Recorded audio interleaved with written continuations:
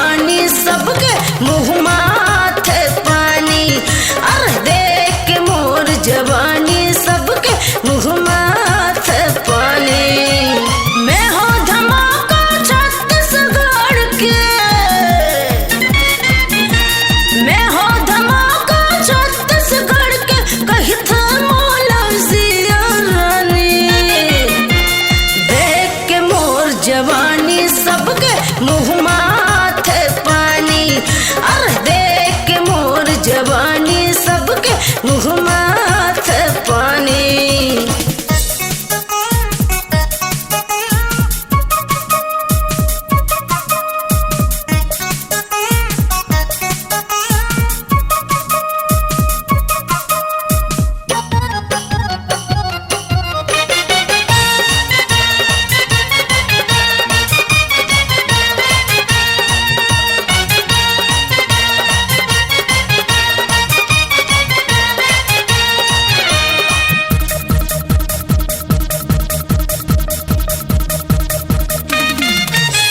मोर जवानी के नशा चढ़े हैं, अरे मोहल्ला पाछू पड़े हैं।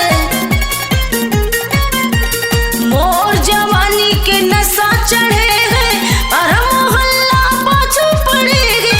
शहर पहाड़ के सब दीवाना हाथ मलेटर धर खड़े हैं।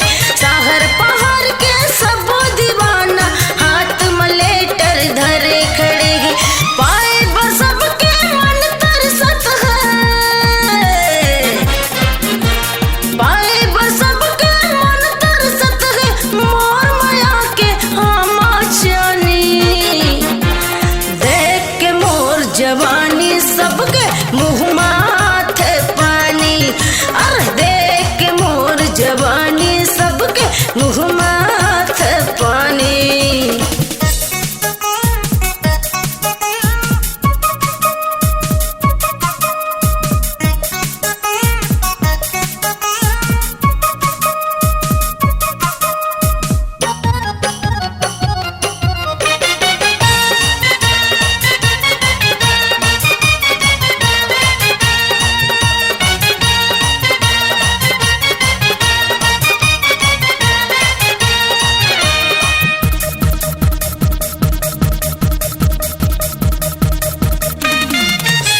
मोहनी चंदा मोहर सुरतिया, अंग अंग ले रस बरसत है।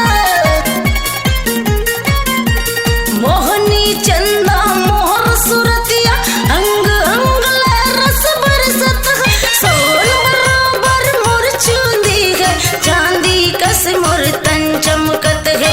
सोन बराबर मोर चूंदी है, चांदी कस मोर तन चमकत है। चाल ढाल मोर रंग रूप माँ, चाल ढाल मोर रंग रूप माँ, सबके बढ़ जाते परेशानी। देख के मोर जवानी सबके मुँह माँ